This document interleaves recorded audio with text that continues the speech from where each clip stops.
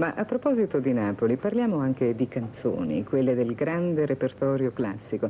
Sono conosciute in tutto il mondo, a Tokyo c'è addirittura un museo della canzone di Napoli. Da noi invece sembrano un po' superate. Mimmo Liguoro è andato a sentire il caso di dire se questa forma artistica può avere ancora un futuro.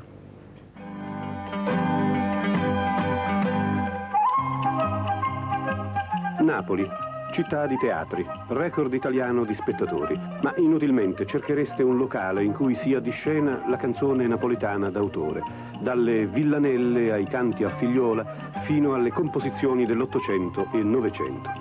Non c'è un luogo in città in cui ascoltare musiche e versi che formano un grande patrimonio artistico.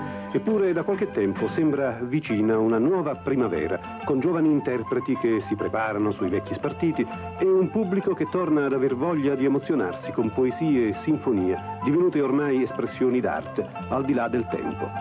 E un segno certo del risveglio sta nella crescente consapevolezza che una simile eredità musicale rappresenti un evento meritevole di attenzioni e cure, invece dell'indifferenza.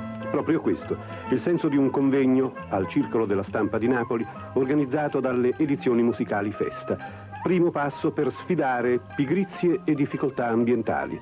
Obiettivi, un luogo fisico per eseguire le canzoni, una nastroteca storica, un'esposizione permanente, una autorità che difenda la canzone napoletana d'autore come un bene culturale da far vivere, oltre i folclorismi e le oleografie. Chiamate in causa le istituzioni, ma anche i privati che vogliano difendere un'espressione della cultura. Primi passi, ma su un terreno ben solido. A chiusura del convegno, un concerto a 3 voci ha confermato validità e continuità di una eccezionale scuola di canto.